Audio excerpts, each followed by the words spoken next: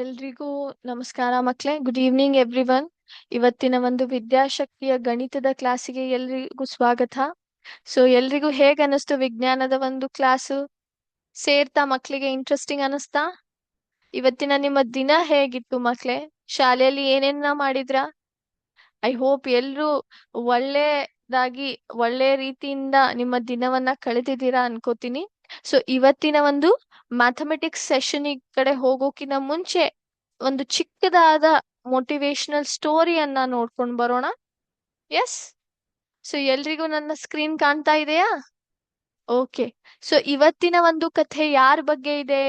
ಆಮೆ ಮತ್ತು ಮೊಲ. ಹೌದಾ? ಕೇಳಿದಿರಾ ಯಾರಾದ್ರೂ ಈ ಒಂದು ಕಥೆನ? ಇಸೋಪನ ಜನಪ್ರಿಯ ನೀತಿ ಕಥೆ ಇದು, ಆಮೆ ಮತ್ತು ಮೊಲ. ಹೌದಾ? ಇದರ ಒಂದು ಕಥೆಯನ್ನ ನೋಡ್ಕೊಂಡ್ ಬರೋಣಂತೆ. ಈ ಒಂದು ಕಥೆ ಇರೋದು ಸ್ಪರ್ಧೆ ಬಗ್ಗೆ, ಕಾಂಪಿಟೇಷನ್ ಬಗ್ಗೆ ಮತ್ತು ಸೋತು ಗೆಲುವಿನ ಬಗ್ಗೆ. ಹೌದಾ? ಒಂದು ಸ್ಪರ್ಧೆ ಆಡಿ ಅದರಲ್ಲಿ ಯಾರಾದ್ರೂ ಒಬ್ರು ಗೆಲ್ತಾರೆ, ಇನ್ ಕೆಲವರು ಏನಾಗ್ತಾರೆ, ಸೋತ್ ಹೋಗ್ತಾರೆ. ಹೌದಾ ಇಲ್ವೋ? ಆ ಒಂದು ವಿಷಯದ ಬಗ್ಗೆ ಈ ಕಥೆ ನಮ್ಗೆ ಹೇಳಿಕೊಡುತ್ತೆ. ಓಕೆ. ಒಂದಿನ ಏನಾಯ್ತು ಅಂದ್ರೆ, ಮೊಲ ಮತ್ತು ಆಮೆ ನಡು ಒಂದು ಸ್ಪರ್ಧೆ ಹತ್ತದೆ. ಓಕೆ. ಓಟದ ಒಂದು ಪಂದ್ಯ ಸ್ಪರ್ಧೆ ಇಬ್ರು ಆಡ್ಲಿಕ್ಕೆ ತಯಾರಾಗ್ತಾರೆ. ಎಲ್ರಿಗೂ ಗೊತ್ತು ಏನು? ಮೊಲ ಬಹಳ ಜೋರ್ ಓಡ್ತದ. ಹೌದಾ? Rabbit is very fast. Okay, it runs very fast. ಆದ್ರೆ ಟಾರ್ಟಾಯಿಸ್ ಆಮೆ ಏನಿದೆ, ಚಿಕ್ಕದಾಗಿ ಪುಟ್ಟ ಪುಟ್ಟ ಹೆಜ್ಜೆಯನ್ನು ಇಟ್ಕೊಂತು ವೇಗವಾಗಿ ಚಲಿಸೋಕೆ ಆಗೋಲ್ಲ. ಹೌದಾ ಇಲ್ವೋ? ಹಾಗಾಗಿ ಏನಾಯ್ತು, ಇಬ್ರ ನಡು ಪಂದ್ಯ ಸ್ಟಾರ್ಟ್ ಆಯ್ತು. ಇಬ್ರು ಪಂದ್ಯ ಹಚ್ಚಿದ್ರು. ಹೇಗೆ ಸ್ಟಾರ್ಟ್ ಆಯ್ತು ಹಾಗೆ ಮೊಲ ಏನ್ ಮಾಡ್ಬಿಟ್ಟ, ಓಡ್ಕೋತ್ ಮುಂದ್ ಹೋಗಿ ಕೊನೆ ಏನಿದು ಗೆಲುವಿನ ಒಂದು ಏನ್ ಬಾರ್ ಇತ್ತಲ್ಲ, ಗೆಲುವಿನ ಒಂದು ಏನ್ ಎಂಡ್ ಪಾಯಿಂಟ್ ಇತ್ತಲ್ಲ, ಅಲ್ಲೇ ಬಂದು ನಿಲ್ತಾನೆ. ಆಮೆ ಗೊತ್ತಿರುವ ಹಾಗೆ ಹಗೂರವಾಗಿ ಬರ್ತಾ ಇತ್ತು. ಹೌದಾ? ಅದು ಏನ್ ತಿಳ್ಕೊತದ ಮೊಲ, ಇನ್ನ ಆಮೆ ಬರ್ಲಿಕ್ಕೆ ಬಹಳ ಸಮಯ ಇದೆ. ಹೌದಾ? ಅದು ಸಮಯ ಬಂದಾಗ, ಅದು ಯಾವಾಗ ಬರ್ತದಲ್ಲ ಅವಾಗ ನಾ ಎಂಡ್ ಪಾಯಿಂಟ್ ದಾಟ್ಕೊಂಡ್ ಬಿಡ್ತೀನಿ, ದಾಟ್ಕೊಂಡು ಪಂದ್ಯವನ್ನ ಗೆದ್ದು ಬಿಡ್ತೀನಿ. ಆದ್ರೆ ಅವತ್ತು ಬರೋ ಮಟ ಕಾಯೋದ್ ಯಾಕೆ, ನಾನ್ ಏನ್ ಮಾಡ್ಬಿಡ್ತೀನಿ, ಒಂದಿಷ್ಟು ನಿದ್ರೆಯನ್ನ ಮಾಡ್ತೀನಿ ಅಂತ ಮೊಲವು ಏನ್ ಮಾಡ್ಬಿಡ್ತದೆ, ಗರ್ವದಿಂದ ಹಾದಿಯಲ್ಲೇ ಮಲಗಿ ನಿದ್ರಿಸುತ್ತೆ. ಅವಾಗ ಆಮೆ ಏನ್ ನೋಡುತ್ತೆ, ಆಮೆ ಎಲ್ಲೂ ನಿಲ್ಲದೆ ಸತತವಾಗಿ ನಡ್ಕೊಂತ ಬರ್ತೆ. ಕೊನೆಗೆ ಏನಾಗ್ಬಿಡ್ತದೆ ಅಂದ್ರೆ, ಮೊಲ ಎಂಡ್ ಪಾಯಿಂಟ್ ದಾಟಿರೋದೇ ಇಲ್ಲ, ಅವ ಮಲಗಿರ್ತಾನೆ. ಹಾಗಾಗಿ ಆಮೆ ಏನ್ ಮಾಡ್ಬಿಡ್ತದೆ, ಇವ್ ಇಲ್ಲೇ ಮಲ್ಕೊಂಡೇ ಬಿಟ್ಟಿರ್ತಾನೆ. ಆಮೆ ಆ ಒಂದು ಎಂಡ್ ಪಾಯಿಂಟ್ ಅನ್ನ ದಾಟಿ ಕೊನೆಗೆ ಆಮೆ ಓಟದ ಪಂದ್ಯವನ್ನ ಗೆದ್ದು ಬಿಡುತ್ತೆ. ಹೌದಾ? ಇದರಿಂದ ನಾವ್ ಏನನ್ನ ಕಲಿತೀವಿ? ಯಾವ ನೀತಿಯನ್ನ ಕಲಿತೀವಿ? ನಿರಂತರ ಪ್ರಯತ್ನವೇ ಗೆಲುವಿನ ರಹಸ್ಯ. ಹೌದಾ? Practice makes man perfect.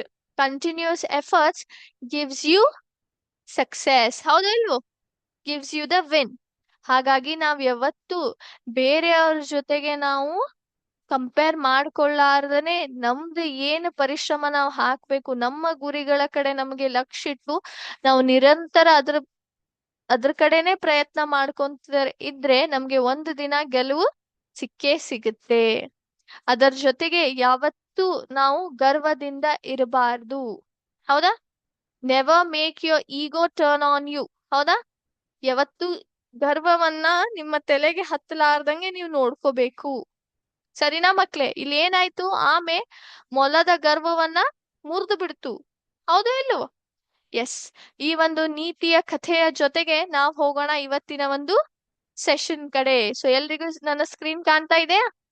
ಏನಪ್ಪಾ ಇದು ಟೇಬಲ್ ತರ ಇದೆ, ಚಿಕ್ಕದಾಗಿ ಬಾಲ್ಸ್ ಇದಾವೆ, ಹಂಡ್ರೆಡ್ಸ್, ಟೆನ್ಸ್, ಒನ್ಸ್ ಅಂತ ಇದೆ ಅಲ್ಲ. ಇವತ್ತು ನಾವು ಕಲಿತಾ ಇದ್ದೇವಿ ನಂಬರ್ ಸೀಕ್ವೆನ್ಸಸ್ ನ ಯಾವ ರೀತಿ ನಾವು ವಿಜುವಲೈಸ್ ಮಾಡಬಹುದು. ವಿಜುವಲೈಸ್ ಅಂದ್ರೆ ಏನು ಮಕ್ಳೇ? ಅವನ ನಾವು ಆ ಆಕಾರ ರೂಪದಲ್ಲಿ ಯಾವ ರೀತಿ ತೋರಿಸ್ಕೊಡ್ಬಹುದು, ಯಾವ ರೀತಿ ಅವನ್ನ ಚಿತ್ರಿಸಬಹುದು ಅಂತ ನೋಡೋಣ. ಸರಿನಾ? ಓಕೆ. ಈಗ ಹಂಡ್ರೆಡ್ಸ್, ಟೆನ್ಸ್, ಒನ್ಸ್ ಅಂತ ಇಲ್ಲಿ ನಾನು ಬರ್ದಿದ್ದೀನಿ. ಹೌದಾ? ನಾವ್ ಏನ್ ಮಾಡೋದು ಅಂತಂದ್ರೆ, ಒಂದಿಷ್ಟು ಸಂಖ್ಯೆಗಳನ್ನ ನಾನು ಏನ್ ಮಾಡ್ತೀನಿ, ಈಗ ಚಿತ್ರದ ಆಬ್ಜೆಕ್ಟ್ಸ್ ಆಕಾರ ರೂಪದಲ್ಲಿ ಏನ್ ಮಾಡ್ತೀನಿ, ಚಿತ್ರಿಸ್ತೀನಿ. ಓಕೆ, ಸೊ ನೀವು ಎಷ್ಟು ಸಂಖ್ಯೆ ಅದು ಅಂತ ಹೇಳ್ಬೇಕು. ಓಕೆ, ಸೊ ಇಲ್ಲಿ ನಾವು ಮೊದ್ಲಿಗೆ ಏನ್ ಮಾಡೋಣ ಅಂತಂದ್ರೆ ಪ್ಲೇಸ್ ವ್ಯಾಲ್ಯೂ ಬಗ್ಗೆ ಕಲಿಯೋಣ. ನಂತರ ಈ ಒಂದು ಆಕ್ಟಿವಿಟಿ ಏನಿದೆ, ಆ, ಕೊಟ್ಟಿರುವಂತಹ ಸಂಖ್ಯೆ ಸರಣಿಗಳನ್ನ ಯಾವ ರೀತಿ ನಾವು ಚಿತ್ರಿಸಬಹುದು ಅಂತ ನೋಡೋಣ, ಕೊನೆಯದಾಗಿ ನೋಡೋಣ ಅಂತೆ. ಓಕೆ, ಎಲ್ರು ತಯಾರಿದ್ದೀರಾ? ಓಕೆ, ಸೊ ಮೊದಲಿಗೆ ಇರೋದು ಒನ್ಸ್. ಹೌದಾ, ಒನ್ಸ್ ಅನ್ನ ನಾವು ಕನ್ನಡದಲ್ಲಿ ಏನಂತ ಹೇಳ್ತೀವಿ, ಒಂದು ಅಂತ ಹೇಳ್ಬಹುದು, ಅಥವಾ ಏನಂತ ಹೇಳ್ತೀವಿ, ಇದಕ್ಕೆ ಯೂನಿಟ್ಸ್ ಅಂತಾನೂ ಕರೀತಾರೆ ಮಕ್ಳೇ. ಮೊದ್ಲಿನ ಟೈಮ್ ಅಲ್ಲಿ ನಾವೇನ್ ಮಾಡ್ತಿದ್ವಿ, ಅವನ್ನ ಯೂನಿಟ್ ಏನಂತಾರೆ, ಯೂನಿಟ್ಸ್ ಅಂತಾನೂ ಕರಿತಾ ಇದ್ವಿ. ಹೌದಾ, ಸೊ ಈಗ ಪ್ಲೇಸ್ ವ್ಯಾಲ್ಯೂ ಅಂದ್ರೆ ಸ್ಥಾನ ಬೆಲೆ ಅಂತ ಹೇಳ್ತೀವಿ ನಾವು. ಸೊ ಸ್ಥಾನ ಬೆಲೆ ನಮ್ಗೆ ಏನ್ ಹೇಳುತ್ತೆ, ಪ್ರತಿಯೊಂದು ಸಂಖ್ಯೆದು ಏನನ್ನ ಹೇಳ್ತಿದೆ, ಅದರ ಮೌಲ್ಯವನ್ನ ತಿಳಿಸ್ಕೊಡ್ತದ. ಹೌದಾ ಇಲ್ಲೋ? ಒಂದು ಸಂಖ್ಯೆ ಆ ಆ ಯಾವ ಜಗದಲ್ಲಿ ಅದು ನಿಂತಿದೆ ಅಲ್ಲ, ಆ ಜಗದ ಒಂದು ಬೆಲೆಯನ್ನ ಮೌಲ್ಯವನ್ನ ಹೇಳ್ತದೆ. ಹೀಗಾಗಿ ಇಲ್ಲಿ once, tense, hundreds, thousands, 10,000s, lakhs, 10 lakhs ಅಂತ ಈ ರೀತಿ ನಾವ್ ಏನ್ ಮಾಡಿದೀವಿ, ಸಂಖ್ಯೆಗಳನ್ನ ಅದರ ಸ್ಥಾನ ಬೆಲೆಯನ್ನ ಹೇಳಲಿಕ್ಕೆ ಇಂದಿಷ್ಟು ಪದಗಳನ್ನ ನಾವಿಲ್ಲಿ ಮಾಡಿದೇವಿ. ಹೌದಾ ಇಲ್ಲೋ? ಎಸ್. ಓಕೆ, ಸೊ ನಾನೀಗ ಸಂಖ್ಯೆಯನ್ನ ಹೇಳ್ತೀನಿ. ಈಗ ಅದರದ್ದು ನಾನ್ ಸಂಖ್ಯೆಯಲ್ಲಿ ಚಿತ್ರದ ಮೂಲಕ ಹೇಳ್ತೀನಿ. ನೀವ್ ಏನ್ ಮಾಡ್ಬೇಕು, ಎಷ್ಟ್ ಇರಬಹುದು ಅಂತ ಗುರ್ತ ಹಿಡಿಬೇಕು. ಎಲ್ರು ತಯಾರಿದ್ದೀರಾ? ಓಕೆ, ಓಕೆ, ಇದನ್ನ ನಾವು ಒನ್ಸಿಗೆ ಬಿಡಿ ಸ್ಥಾನ ಅಂತಾನೂ ಕರಿತೇವಿ. ಓಕೆ, ಓಕೆ, ಸೊ ಮೊದಲಿಗೆ ಒನ್ಸ್ ಇಂತ್ರನೇ ಸ್ಟಾರ್ಟ್ ಮಾಡೋಣಂತೆ.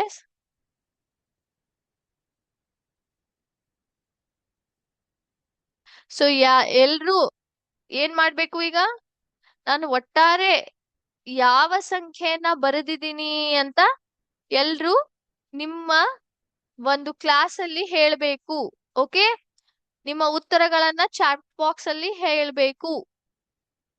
ಓಕೆ, ಸಂಖ್ಯೆಯನ್ನ ನಾನಿಲ್ಲಿ ಬರ್ದಿಟ್ಟೆ. ಸೊ ಇಲ್ಲಿ ಸಂಖ್ಯೆಯನ್ನ ನಾನು ಏನ್ ಮಾಡಿದೀನಿ, ಆಕಾರದ ಮೂಲಕ ಚಿತ್ರಿಸ್ಬಿಟ್ಟಿದೀನಿ. ಹೌದಾ ಇಲ್ವೋ? ಈಗ ಹೇಳಿ, ಎಷ್ಟು ಸಂಖ್ಯೆ ಇಲ್ಲಿ ಫಾರ್ಮ್ ಆಗಿದೆ, ಬಂದಿದೆ, ಹೇಳ್ಬೋದಾ ಯಾರಾದ್ರೂ? ನಿಮ್ಮ ಉತ್ತರಗಳನ್ನ ಚಾಟ್ ಬಾಕ್ಸ್ ನಲ್ಲಿ ಹಾಕ್ಬೇಕು ಎಲ್ರು.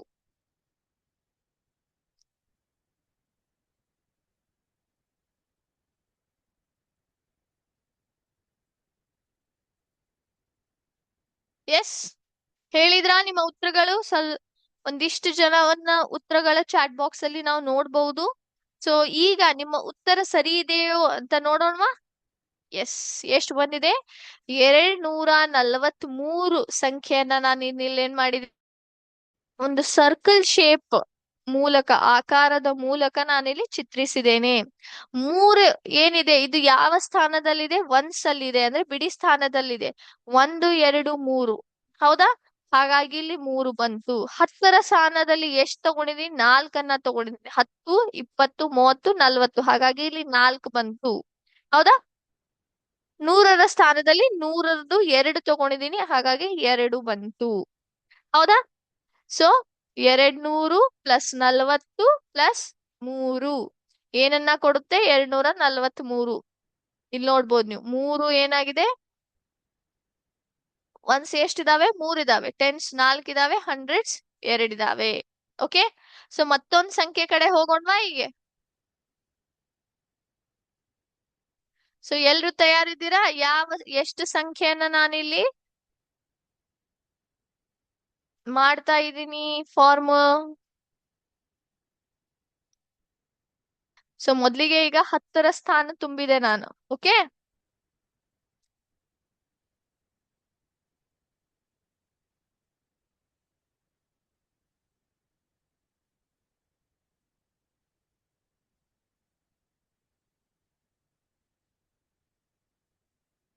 All right.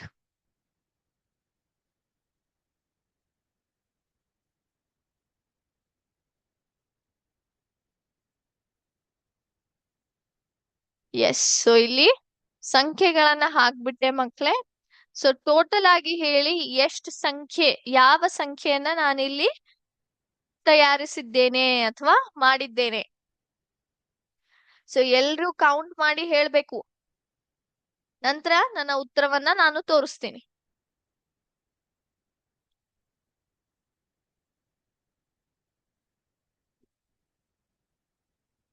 ಮಾಡಿದ್ರ ಕೌಂಟು? ಯಾವ ಸಂಖ್ಯೆನ ಇಲ್ಲಿ ಹಾಕಿದ್ದೇನೆ ಕಾಣ್ತಾ? ನೋಡ್ಲಾ ಹೀಗೆ? ಎಸ್, ಸಂಖ್ಯೆ ಎಷ್ಟು ಬಂದಿದೆ ಈಗ? 658 ಬಂದಿದೆ. ಹೌದಾ? ಸೊ 658ನ್ನ ಚಿತ್ರಿಸಿದ್ದೇವೆ. ಸೊ ಒಂದ್ ಅನ್ನೋದು ಎಷ್ಟಿದಾವೆ ಅಲ್ಲಿ? 1 2 3 4 5 6 7 8 ಸರ್ಕಲ್ಸ್ ಅನ್ನ ನಾನ್ ತಗೊಂಡಿದ್ದೀನಿ. 10 ಎಷ್ಟಿದಾವೆ ಮಕ್ಳೇ ಇಲ್ಲಿ? 1 2 3 4 5. ಹೌದಾ ಇಲ್ವೋ? 10 50 ಬಂದಿದೆ. ನಂತರ 100 ಎಷ್ಟಿದಾವೆ? 100 200 300 400 500 600 ಇದಾವೆ. ಸೊ 600 ಪ್ಲಸ್ 50 ಪ್ಲಸ್ 8 ನಮ್ಗೆ ಏನ್ ಕೊಡುತ್ತೆ? 658 ಕೊಡುತ್ತೆ. ಹೌದಾ? ಸೊ ಈ ರೀತಿ ಕೊಟ್ಟಿರುವ ಸಂಖ್ಯೆಗಳನ್ನ ನಾವ್ ಏನ್ ಮಾಡಬಹುದು? ಆಕಾರ ರೂಪದಲ್ಲಿ ಚಿತ್ರಿಸಬಹುದು. ಹೌದಾ? ಈ ಚಿತ್ರಣೆ ಮಾಡೋ ಸಮಯದಲ್ಲಿ ನಮಗೆ ಏನನ್ನ ಲಕ್ಷ್ಯ ಇಡ್ಬೇಕು ನಾವು? ಒಂದೇ ಸಂಖ್ಯೆ ಕೊಟ್ಟಿದ್ರೆ ನಾವ್ ಏನನ್ನ ಲಕ್ಷ್ಯ ಕೊಡ್ಬೇಕು? ಸ್ಥಾನ ಬೆಲೆಗೆ ಬಹಳ ಒಂದು ಲಕ್ಷನ್ನ ಕೊಡ್ಬೇಕು. ಸ್ಥಾನ ಬೆಲೆದ ಪ್ರಕಾರ ನಾವ್ ಏನ್ ಮಾಡ್ಬೇಕು? ಅವನ್ನ ಚಿತ್ರಿಸ್ಕೊಂತ ಹೋಗ್ಬೇಕು. ಅದೇ ಸಂಖ್ಯೆ ಸರಣಿ ಕೊಟ್ರೆ ಹೇಗೆ? ಫಾರ್ ಎಕ್ಸಾಂಪಲ್, ಈಗ ಕೌಂಟಿಂಗ್ ನಂಬರ್ಸ್ ಅಂತ ನಾವ್ ಏನ್ ಹೇಳ್ತೀವಿ, ಅಥವಾ ಬೆಸ ಸಂಖ್ಯೆ ಆಗಿರ್ಬೋದು, ಸಮ ಸಂಖ್ಯೆಗಳಾಗಿರ್ಬಹುದು. ಹೌದಾ ಇಲ್ವೋ? ಹಾ. ಸೊ ಅವನ್ನ ನೀವ್ ಯಾವ ರೀತಿ ಚಿತ್ರಿಸ್ತೀರಾ? ಸೊ ಅದ್ರ ಬಗ್ಗೆನೂ ಈಗ ಮುಂದ್ ಹೋಗ್ತಾ ಹೋಗ್ತಾ ಕಲಿಯೋಣ. ನೆಕ್ಸ್ಟ್ ಇದೇ ರೀತಿ ಮುಂದಿನ ಒಂದು ಚಿತ್ರಣ ಬಗ್ಗೆ ಇಲ್ಲಿ ತೋರಿಸ್ತೀನಿ. ಎಸ್, ಕಾಣ್ತಾ ಇದೆ ಎಲ್ಲರಿಗೂ? ನನ್ನ ಸ್ಕ್ರೀನ್ ಅನ್ನ ಸ್ವಲ್ಪ ದೊಡ್ಡದಾಗಿ ಮಾಡ್ತೀನಿ. ಓಕೆ. ಸೊ ಇಲ್ಲಿ ನೀವು ಒಬ್ಸರ್ವ್ ಮಾಡಿದ್ರೆ ಸಂಖ್ಯೆ ಯಾವ್ದಿದೆ ಮಕ್ಳೇ? 319 ಇದೆ. 319. ನೀವು ಇಲ್ಲಿ ಒಬ್ಸರ್ವ್ ಮಾಡಿದ್ರೆ 9 ಯಾವ ರೀತಿ ಚಿತ್ರಣವಾಗಿದೆ?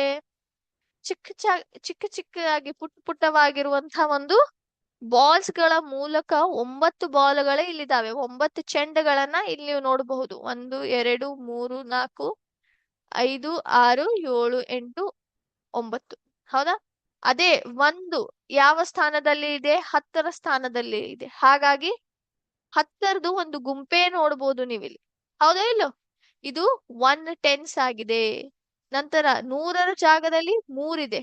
ಸೊ 100ರದು ಒಂದೊಂದು ಗುಂಪು ನೋಡ್ಬೋದು ನೀವು. 100 200 300. ಸೊ 319 ಬಂದಿದೆ. ಹೌದಾ? ಮುಂದಿನ ಸಂಖ್ಯೆ ನೋಡೋಣ.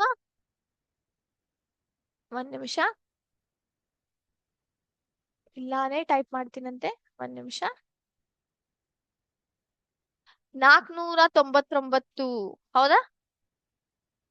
ಇಲ್ಲಿ ನೋಡ್ರಿ, 9 ಎಷ್ಟಿದೆ? ಒನ್ಸ್ ಜಾಗದಲ್ಲಿರುವಂತ. ಹೌದಾ? ಒನ್ಸ್ ಜಾಗದಲ್ಲಿರುವಂತ ಯಾವ ಸಂಖ್ಯೆ ಇದೆ? 9 ಇದೆ. ಸೊ 9 ಚೆಂಡುಗಳನ್ನ ನೀವು ನೋಡ್ಬಹುದು. ಟೆನ್ಸ್ ಜಾಗದಲ್ಲಿಯೂ ಕೂಡ 9 ಇದೆ. ಸೊ 10ರದು ಒಂದೊಂದು ಗುಂಪೇ ನೋಡ್ಬೋದು ನೀವು. 10 ಚೆಂಡುಗಳನ್ನ ಕೂಡಿ ಒಂದೊಂದು ಗುಂಪು ಮಾಡಿದೆ. ಯಾಕಂದ್ರೆ 10ರನ್ನ ತೋರಿಸ್ಬೇಕಲ್ಲ. 10 20 30 40 50 60 70 80 90. ನಂತರ 100ರ ಜಾಗದಲ್ಲಿ 4 ಇದ್ದಿದ್ದ ಕಾರಣ 100 200 300 400ನ್ನ ನೋಡಬಹುದು. ಹೌದಾ? ಹೌದಾ ಇಲ್ವೋ? ಸೊ ಈ ರೀತಿ ನಿಮಗೆ ಕಾಣ್ತಿದೆ. ಓಕೆ. ಎಸ್. ಮುಂದಿನ ಒಂದು ಪ್ಲೇಸ್ ವ್ಯಾಲ್ಯೂ ಚಾರ್ಟ್ ಗೆ ಹೋಗೋಣವಾ? ಸೊ ಇಲ್ಲಿ ನೀವು ಗಮನಿಸಿದ್ರೆ, ಹೌದಾ, ಇಲ್ಲಿ ನೋಡಿ, ಇದೇ ರೀತಿಯಾಗಿ ನೋಡ್ಬಹುದು ನೀವು. 100ರದು ಇಲ್ಲಿ ಏನ್ ಮಾಡಿದ್ದಾರೆ? ಒಂದೇ ಚೆಂಡನ್ನ ಬಳಸಿದ್ದಾರೆ ಅವರು. ಹೌದಾ? ನಾನಿಲ್ಲಿ ಸ್ವಲ್ಪ ಸಂಖ್ಯೆಯನ್ನ ಏನ್ ಮಾಡ್ತೀನಿ? 1000 ಕಡೆ ಹೋಗ್ತೀನಿ. ಓಕೆ. 2164 ಸಂಖ್ಯೆಯನ್ನ ತಗೊಂಡಿದ್ದೀನಿ. ಹೌದೋ ಇಲ್ವೋ? ಹೌದಾ? ಸೊ ಇದನ್ನ ಯಾವ ರೀತಿ ತೋರಿಸಿದ್ದಾರೆ ನೋಡಿ ಮಕ್ಳೇ.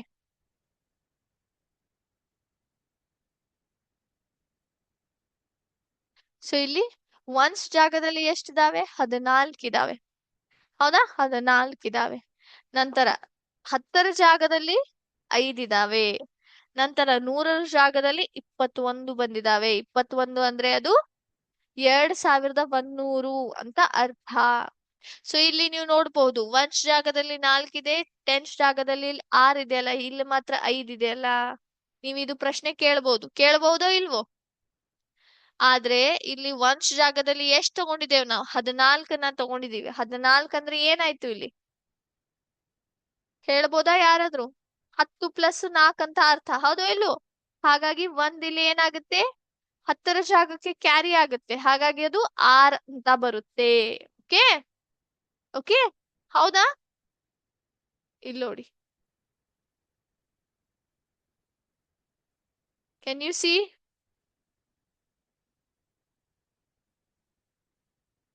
Okay, all right. ಸೊ ಈಗ ನಾವೇನ್ ಮಾಡೋಣ, ನಮ್ಮ ಒಂದು ಆಕ್ಟಿವಿಟಿ ಕಡೆ ಹೋಗೋಣ. ಓಕೆ, ಸಂಖ್ಯೆ ಸರಣಿಗಳನ್ನ ಆಕೃತಿಗಳಲ್ಲಿ ಯಾವ ರೀತಿ ತೋರಿಸ್ಕೊಡ್ಬಹುದು? ಮೊದಲನೇ ಸಂಖ್ಯೆ ಸರಣಿ ನಾವ್ ಯಾವ್ದನ್ನ ತಗೊಳ್ತಾ ಇದೀವಿ? ತ್ರಿಕೋಣ ಸಂಖ್ಯೆಗಳ ಒಂದು ಸರಣಿಯನ್ನ ತಗೊಳ್ಳೋಣ. ಓಕೆ, ತ್ರಿಕೋಣ ಸಂಖ್ಯೆಗಳನ್ನ ಯಾವ ರೀತಿ ಪೂರ್ಣಗೊಳಿಸಬಹುದು ಅಂತ ನೋಡೋಣ. ಸೊ ಇಲ್ಲಿ ನೀವು ಯಾವ ಆಕಾರನ ತಗೊಳ್ಳಿಕ್ಕೆ ಬಳಸ್ತೀರಾ? ಸ್ಟಾರ್ ಅನ್ನ ತಗೊಳ್ಳೋಣ. ಓಕೆ, ಸೊ ತ್ರಿಕೋಣ ಸರಣಿಗಳು ಯಾವ ರೀತಿ ಇರ್ತಾವೆ? ನಿಮ್ಗೆ ಗೊತ್ತಿರುವ ಹಾಗೆ ನಾವು ಹೋದ್ ಕ್ಲಾಸ್ ಅಲ್ಲಿ ಓದಿದ್ವಿ, ಹೌದೋ ಇಲ್ವೋ? ತ್ರಿಕೋಣ ಸಂಖ್ಯೆ ಸರಣಿ ಯಾವ ರೀತಿ ಇರುತ್ತೆ? ಇಲ್ಲಿ ನೋಡಿ, ಯಾವ ರೀತಿ ಇರುತ್ತೆ? 1, 3, 6, 10, ಹೌದಾ? ಈ ರೀತಿ ನೀವು ಇವೇನ್ ಸರಣಿಗಳಿರ್ತಾವಲ್ಲ, ಇದರ ಮೂಲಕ ನಾವು ಏನ್ ಮಾಡಬಹುದು? ತ್ರಿಕೋಣವನ್ನ ಯಶಸ್ವಿಯಾಗಿ ರಚನೆ ಮಾಡಬಹುದು, ಹೌದೋ ಇಲ್ವೋ? ಅದ್ ಹೇಗೆ ರಚನೆ ಮಾಡಬಹುದು ಅಂತ ಇಲ್ಲಿ ನೋಡೋಣ ಅಂತ. ಓಕೆ, ಸೊ ತ್ರಿಕೋಣ ಸಂಖ್ಯೆಗಳು ಯಾವ್ಯಾವ ಇರ್ತವೆ ಹೇಳಿ ನೋಡೋಣ. 1, 3, 6, 10. 10ರ ಆದ್ಮೇಲೆ ಯಾವ್ದು ಬರುತ್ತೆ? 15, 21, ಹೀಗೆ ಮುಂದುವರ್ಕೋಂತ ಹೋಗ್ತದ. ಓಕೆ, ಸೊ ಈ ಸರಣಿಯನ್ನ ನಾವು ಚಿತ್ರಣೆ ಮಾಡೋಣ. ಓಕೆ, ಸೊ ಯಾವ ಆಕಾರನ ತಗೊಂಡಿದೀನಿ? ಸ್ಟಾರ್ ಅನ್ನ ತಗೊಂಡಿನಿ. ಸೊ ಮೊದಲನೇ ಸಂಖ್ಯೆ ಇರೋದು 1, ನಂತರ ಎರಡನೇ ಸಂಖ್ಯೆ ಏನು? 3. ಹಾಗಾಗಿ 3 ಸ್ಟಾರ್ ಗಳನ್ನ ಇಲ್ಲಿ ತೋರಿಸಿದೆ. ನಂತರ ಬರುತ್ತೆ 6. 1, 2, 3, 4, 5, 6. ನಂತರ ಯಾವ್ದು ಬರುತ್ತೆ ಮಕ್ಳೇ? 1, 3, 6 ಆಗೋಣ. ಯಾವ್ದು ಬರುತ್ತೆ? 10 ಬರುತ್ತೆ, ಹೌದಾ ಇಲ್ಲೋ? 1, 2, 3, 4, 5, 6, 8, 9. ಇಲ್ಲಿ ಅದು ಮುಚ್ಚಾಗಿದೆ. ಓಕೆ, ಹಾಗಾಗಿ ನಿಮ್ಗೆ ಕಾಣ್ತಾ ಇಲ್ಲ, ಅದು ದೊಡ್ಡದಾಯ್ತು. ಓಕೆ, ನೀವು ಇಲ್ಲಿ ಒಬ್ಸರ್ವ್ ಮಾಡಿದ್ರೆ ಮಕ್ಳೇ ಏನಾಗಿದೆ ಇಲ್ಲಿ? ಇಲ್ಲಿ ನೀವು ಏನ್ ನೋಡಬಹುದು? ತ್ರಿಕೋಣವನ್ನ ನೋಡಬಹುದು. ಈ ಸಂಖ್ಯೆಗಳನ್ನ ಬಳಸಿ ನಾವಿಲ್ಲಿ ತ್ರಿಕೋಣ ಆಕಾರದಲ್ಲಿ ಏನ್ ಮಾಡಿದೇವಿ? ಈ ಸರಣಿಯನ್ನ ತೋರಿಸ್ತಾ ಇದೀವಿ, ರೆಪ್ರೆಸೆಂಟ್ ಮಾಡ್ತಾ ಇದೀವಿ, ಹೌದೋ ಇಲ್ವೋ? ಹಾಗಾಗಿಯೇ ಇವನ್ನ ನಾವೇನ್ ಮಾಡ್ತೀವಿ? ತ್ರಿಕೋಣ ಸಂಖ್ಯೆಗಳನ್ನ ಅಂತ ಕರಿತೀವಿ, ಹೌದಾ? Yes, okay, all right. Okay, ಈಗ ಮುಂದಿನ ಸಂಖ್ಯೆ ಕಡೆ ಹೋಗೋಣ. ಅದ್ಯಾವುದು ಅಂದ್ರೆ ಮುಂದೆ ಸಂಖ್ಯೆಯ ಸರಣಿ ವರ್ಗ ಸಂಖ್ಯೆ ಸರಣಿಗಳು ಅಂತ ಹೇಳ್ತೀವಿ ನಾವು, ಹೌದಾ? ವರ್ಗ ಸಂಖ್ಯೆಗಳನ್ನ ಪೂರ್ಣಗೊಳಿಸೋಣ. ಸೊ ವರ್ಗ ಸಂಖ್ಯೆ ಅಂದ್ರೆ ಏನು? ಇಂಗ್ಲಿಷ್ ನಲ್ಲಿ ಇವನ್ನ ನಾವು ಸ್ಕ್ವೇರ್ ನಂಬರ್ಸ್ ಅಂತ ಕರಿತೀವಿ, ಹೌದಾ? 1, 4, 9, 16, ಈ ರೀತಿ 25, 36 ಅಂತ ಏನಾಗ್ತವೆ? ವರ್ಗ ಸಂಖ್ಯೆಗಳನ್ನ ಬರಿತೀವಿ. ಈ ಸಂಖ್ಯೆಗಳು ಹೇಗೆ ಸಿಗ್ತಾವೆ ನಮಗೆ? ಇವನ್ನ ನಾವೇನ್ ಮಾಡ್ತೀವಿ? ಅದೇ ಸಂಖ್ಯೆ ಜೊತೆಗೆ ಒಂದು ಸಂಖ್ಯೆಯನ್ನ ತೆಗೆದುಕೊಂಡು ಅದೇ ಸಂಖ್ಯೆಯನ್ನ ಅದರ ಜೊತೆಗೆ ಗುಣಿಸಿದಾಗ, ಉದಾಹರಣೆಗೆ 1 1 1, 2 2 4, 3 3 9, 4 4 16, 5 5 25, ಈ ರೀತಿ ಗುಣಿಸಿದಾಗ ನಮಗೆ ವರ್ಗ ಸಂಖ್ಯೆಗಳು ಸಿಗ್ತಾವೆ. ಸೊ ಇಲ್ಲಿ ಈ ಒಂದು ಆಕಾರ ತಗೊಳ್ಳೋಣವಾ? ಓಕೆ, ಸೊ ಮೊದಲನೇ ಒಂದು ಸಂಖ್ಯೆ ಯಾವುದು? 1 ಇದೆ. 1 1 1, 2 2 4 ಬರುತ್ತೆ. 1 2 3 4. ನಂತರ ಬರುತ್ತೆ 3 3 9. 1 2 3 4 5 6 7 8 9. ನಂತರ ಬರುತ್ತೆ 16. ಸೊ 1 2 3 4 5 6 7 8 9 10 11, 12, 13, 14, 15, 16. ಸೊ ಈ ರೀತಿ ನಾವ್ ಏನ್ ಮಾಡಿದ್ವಿ, ಕೊಟ್ಟಿರುವಂತಹ ವರ್ಗ ಸಂಖ್ಯೆಗಳನ್ನ, ಹೌದಾ, ಒಂದು ಆಕೃತ, ಈ ಒಂದು ಏನ್ ಸ್ಟ್ಯಾಂಪ್ ಇದೆಯಲ್ಲ, ಸ್ಕ್ವೇರ್ ಸ್ಟ್ಯಾಂಪ್ ಅನ್ನ ಬಳಸ್ಕೊಂಡು ಚೌಕ ಆಕಾರದಲ್ಲಿ ಅವನ್ನ ಏನ್ ಮಾಡಿದೇವಿ, ಚಿತ್ರಿಸಿದೇವಿ. 1, 4, 9, 16. ಸೊ ಈ ರೀತಿಯಾಗಿ ನೀವ್ ಏನ್ ಮಾಡಬಹುದು, ಸಂಖ್ಯೆ ಸರಣಿಗಳನ್ನ ಆಕಾರ ರೂಪದಲ್ಲಿ ಏನ್ ಮಾಡಬಹುದು, ಚಿತ್ರಿಸಬಹುದು, ತೋರಿಸ್ಕೊಡ್ಬಹುದು. ಓಕೆ, ಮತ್ತೊಂದು ಸರಣಿಗೆ ಹೋಗೋಣವಾ. ಈಗ ಬೆಸ ಸಂಖ್ಯೆಗಳನ್ನ ನೋಡೋಣ. ಬೆಸ ಸಂಖ್ಯೆಗಳು ಅಂದ್ರೆ ಏನು, ಇವಕ್ಕೆ ನಾವು ಇಂಗ್ಲಿಷ್ ನಲ್ಲಿ ಏನಂತ ಕರಿತೀವಿ, ಆಡ್ ನಂಬರ್ಸ್ ಅಂತ ಕರಿತೀವಿ. ಹೌದಾ, ಒಂಟಿಯಾಗೆ ಕಡಿಕೆ ಏನಾಗ್ಬಿಡ್ತಾವ ಇವು, ಪ್ರತಿಯೊಂದು ಹಂತದಲ್ಲೂ ಕೊನೆಯದಾಗಿ ಏನಾಗ್ತವೆ, ಒಂದು ಬ್ಲಾಕ್ ಒಂಟಿಯಾಗಿ ಉಳಿದು ಬಿಡುತ್ತೆ. ಹೌದಾ, ಸೊ ಚೆಂಡದ ಮೂಲಕ ತೋರ್ಸೋಣ. ಬೆಸ ಸಂಖ್ಯೆಯ ಮೊದಲನೇ ಸಂಖ್ಯೆ ಯಾವ್ದು ಬರುತ್ತೆ ಮಕ್ಳೇ, ಹೇಳ್ಬೋದಾ ಯಾರಾದ್ರೂ? ಏನ್ ಬರುತ್ತೆ, 1 ಬರುತ್ತೆ. ಹೌದಾ, ಅದರ ನಂತರ 3 ಬರುತ್ತೆ. 1, 2, 3. Very good. 1, 3 ಆದ್ಮೇಲೆ ಯಾವ ಸಂಖ್ಯೆ ಬರುತ್ತೆ, ಹೇಳ್ಬೋದಾ ಮಕ್ಳೇ ನೀವು? ಯಾವ್ದು ಬರುತ್ತೆ ಹೇಳಿ ನೋಡೋಣ. 5. Very good. 1, 2, 3, 4, 5. ನಂತರ ಬರುತ್ತೆ 5 ಆದ್ಮೇಲೆ ಯಾವ್ದು ಬರುತ್ತೆ, ಯಾವ ಸಂಖ್ಯೆ ಬರುತ್ತೆ ಬೆಸ ಸಂಖ್ಯೆಗಳಲ್ಲಿ?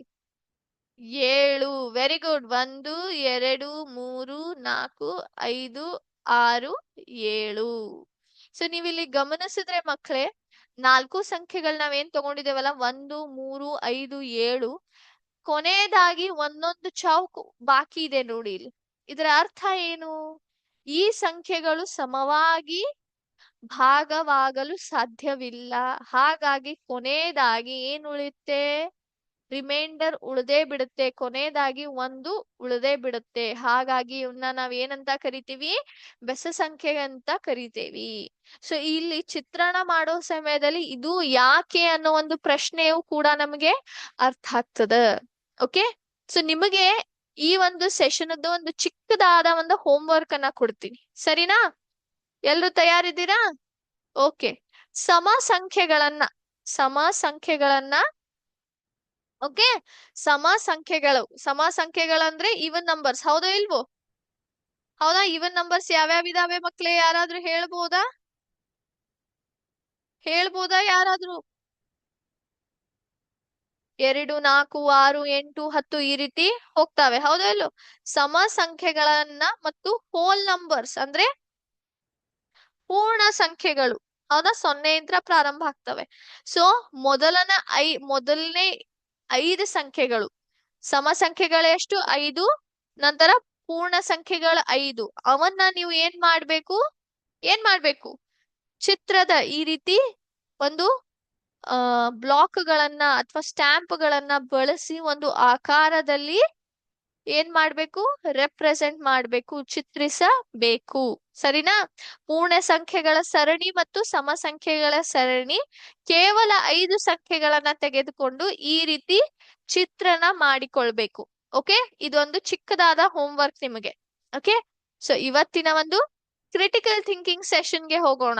ಈಗಾಗ್ಲೇ ನಾವು ಹೋದ ಕ್ಲಾಸ್ ಅಲ್ಲಿ ಏನ್ ಮಾಡಿದ್ವಿ, ಒಂದಿಷ್ಟು ಕೇಸ್ಗಳನ್ನ ಸಾಲ್ವ್ ಮಾಡಿದ್ವಿ. ಎಷ್ಟು ಕೇಸ್ಗಳನ್ನ ಸಾಲ್ವ್ ಮಾಡಿದ್ವಿ ನಾವು? 5 ಕೇಸ್ಗಳನ್ನ ಸಾಲ್ವ್ ಮಾಡಿದ್ವಿ, ಕರೆಕ್ಟಾ? ಎಸ್. ಸೊ ಈಗ 6ನೇ ಕೇಸ್ ಕಡೆ ಅಂತ ನಾವೇನ್ ಮಾಡೋಣ, ಇದನ್ನ ಸಾಲ್ವ್ ಮಾಡೋಣಂತೆ. Okay, yes. ಸೊ 6ನೇ ಒಂದು ಪ್ರಶ್ನೆ ಇಲ್ಲಿದೆ ಮಕ್ಳೇ. ಸೊ ಯಾವ ಕಾರ್ಡ್ ಈ ಗುಂಪಿಗೆ ಸೇರೋದಿಲ್ಲ ಹೇಳ್ಬೋದು? 3, 9, 27, 30. ಯಾವ ಒಂದು ಸಂಖ್ಯೆ ಗುಂಪಿಗೆ ಸೇರೋದಿಲ್ಲ ಮಕ್ಳೇ, ಹೇಳಿ ನೋಡೋಣ. 3, 9, 27, 30. ಸೊ ಮೊದ್ಲಿಗೆ ನೀವೇನ್ ತಿಳ್ಕೊಬೇಕು, ಇದ್ರಲ್ಲಿ ಇರುವಂತಹ ಸಂಬಂಧ. ಹೌದಾ ಇಲ್ವೋ? ಸಂಬಂಧ ಅರ್ಥ ಆದ್ರೆ ನಿಮ್ಗೆ ಏನಾಗುತ್ತೆ, ಯಾವ್ದು ಸೇರೋದಿಲ್ಲ ಅಂತ ಗೊತ್ತಾಗುತ್ತೆ.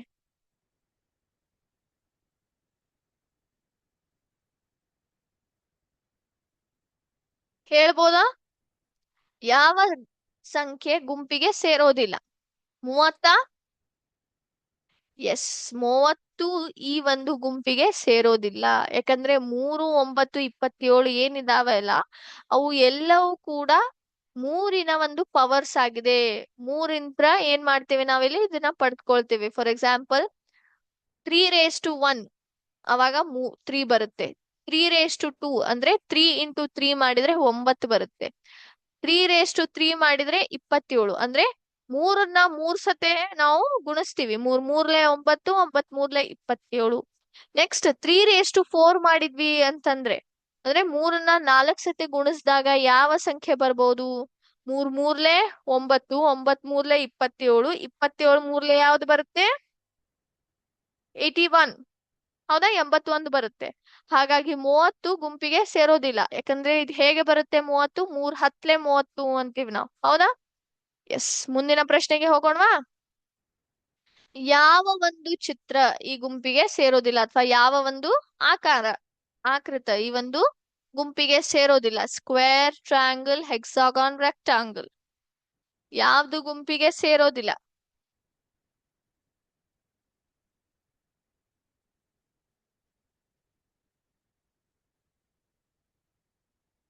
ಹೇಳ್ಬೋದಾ?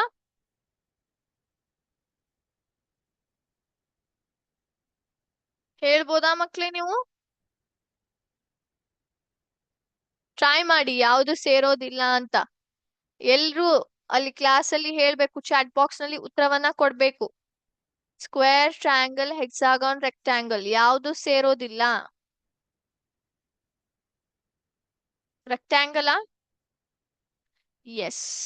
ರೆಕ್ಟಾಂಗಲ್ ಏನಿದೆ, ಹೌದಾ, ಅದು ಆಯತ ಏನಿದೆ ಗುಂಪಿಗೆ ಸೇರೋದಿಲ್ಲ. ಯಾಕಂದ್ರೆ ಚೌಕ್ ಆಗಿರ್ಬೋದು, ತ್ರಿಕೋಣ, ಸ್ಕ್ವೇರ್, ಟ್ರಯಾಂಗಲ್ ಮತ್ತೆ ಹೆಕ್ಸಾಗಾನ್ ಏನಾಗಿದೆ ಅವಲ್ಲ, ಇವು ಮೂರೂರ್ದು ಅಳತೆ ಏನಿರುತ್ತೆ ಅವು ಸಮವಾಗಿ ಇರ್ತಾವೆ.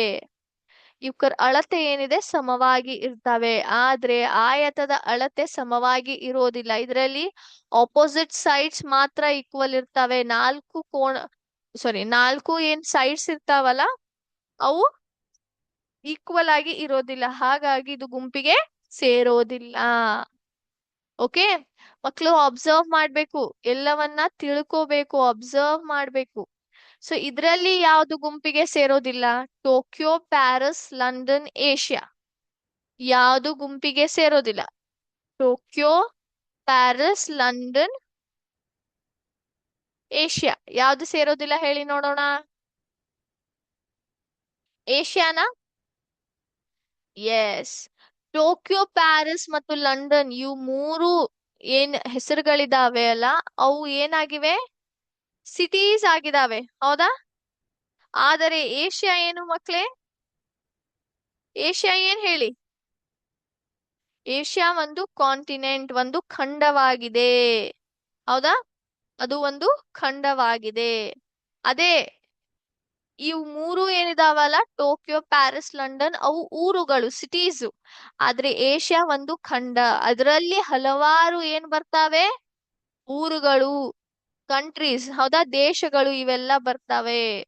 ಹಾಗಾಗಿ ಟೋಕಿಯೋ ಕೂಡ ಏಷ್ಯಾದಲ್ಲಿರುವಂತದ್ದು. ಓಕೆ, ಇದು ಒಂದು ಖಂಡ, ಅದರಲ್ಲಿ ಊರುಗಳು, ದೇಶಗಳು ಎಲ್ಲವೂ ಬರ್ತಾವೆ. Okay, yes. ಮುಂದಿನ ಪ್ರಶ್ನೆ, ಇದರಲ್ಲಿ ಯಾವುದು ಗುಂಪಿಗೆ ಸೇರದವಾಗಿದೆ? ವೇಲ್, ಡಾಲ್ಫಿನ್, ಸೀಲ್, ಶಾರ್ಕ್ ಯಾವುದು ಸೇರೋದಿಲ್ಲ ಗುಂಪಿಗೆ ಮಕ್ಳೇ?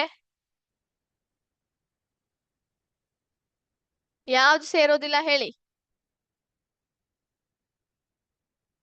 Veil, dolphin, seal, shark. ಸೀಲಾ? ಅಲ್ಲ, ತಪ್ಪುತ್ತರ ಮಕ್ಳೇ. ಶಾರ್ಕಾ? ಎಸ್. ವೇಲ್, ಡಾಲ್ಫಿನ್ ಮತ್ತು ಸೀಲ್ ಏನಿದಾವಲ್ಲ ಅವಕ್ಕೆ ನಾವ್ ಏನಂತ ಕರಿತೀವಿ? ಮ್ಯಾಮಲ್ಸ್ ಅಂತ ಕರಿತೀವಿ. ಓಕೆ, ಅದು ಏನಾಗುತ್ತೆ? ಉಸಿರನ್ನ ತೆಗೆದುಕೊಳ್ತದೆ. ಹಾಗಾದ್ರೆ ಶಾರ್ಕ್ ತೆಗೆದುಕೊಳ್ಳೋದಿಲ್ವಾ?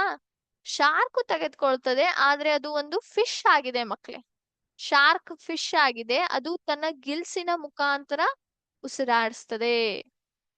ಓಕೆ, ಇದರಲ್ಲಿ ಗಿಲ್ಸ್ ಏನಿರ್ತಾವಲ್ಲ ಇದ್ರ ಮುಖಾಂತರ ಉಸಿರಾಡಿಸ್ತದೆ. ಆದ್ರೆ ವೇಲ್, ಡಾಲ್ಫಿನ್ ಮತ್ತು ಸೀಲ್ಗೆ ನಾವೇನಂತ ಕರಿತೀವಿ? ಮ್ಯಾಮಲ್ಸ್ ಅಂತ ಕರಿತೀವಿ. Okay, S. ನೆಕ್ಸ್ಟ್, ಇದರಲ್ಲಿ ಯಾವುದು ಗುಂಪಿಗೆ ಸೇರವಾಗಿದೆ? ಇದರ ನಿಮಗೆ ಈಸಿಲಿ ಕಂಡುಹಿಡಿಬಹುದು ನೀವು, ಹೌದಾ ಇಲ್ಲೋ? ಯಾಕಂದ್ರೆ ನಿಮಗೆ ಸೇರುವಂತ ಪದಾರ್ಥಗಳಿದಾವೆ ಇಲ್ಲಿ. ಪಿಜ್ಜಾ, ಬರ್ಗರ್, ಫ್ರೆಂಚ್ ಫ್ರೈಸ್ ಯಾರಿಗೆ ಇಷ್ಟ ಮಕ್ಳೇ? ಎಲ್ರಿಗೂ ಇಷ್ಟನಾ?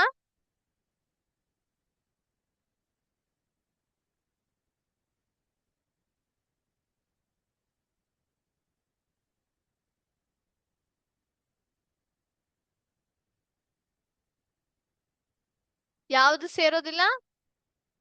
S, ಚಮಚೆ, spoon ಸೇರೋದಿಲ್ಲ. ಯಾಕಂದ್ರೆ ಪಿಜ್ಜಾ, ಬರ್ಗರ್, ಫ್ರೈಸ್ ಮೂರನ್ನು ನೀವು ತಿಂತೀರಾ. ಸ್ಪೂನ್, ಚಮಚೆಯನ್ನ ತಿನ್ಲಿಕ್ಕೆ ಸಾಧ್ಯನಾ? ಸಾಧ್ಯನೇ ಇಲ್ಲ, ಹೌದಾ ಇಲ್ವೋ? ಎಸ್, ಸೊ ಇದು ಗುಂಪಿಗೆ ಸೇರೋದಿಲ್ಲ. ಓಕೆ ಮಕ್ಳೇ, ಸೊ ಇವತ್ತಿನ ಕ್ಲಾಸ್ ಇಲ್ಲಿಗೆ ಸ್ಟಾಪ್ ಮಾಡೋಣ. ಮತ್ತೆ ಮುಂದಿನ ಕ್ಲಾಸ್ ಅಲ್ಲಿ ಭೇಟಿ ಆಗೋಣ, ಹೊಸ ಹೊಸ ವಿಷಯದ ಬಗ್ಗೆ ಕಲಿಯೋಣ ಅಂತ. ಅಲ್ಲಿ ತನಕ ಜೈ ಹಿಂದ್, ಜೈ ವಿದ್ಯಾಶಕ್ತಿ. Thank you everyone.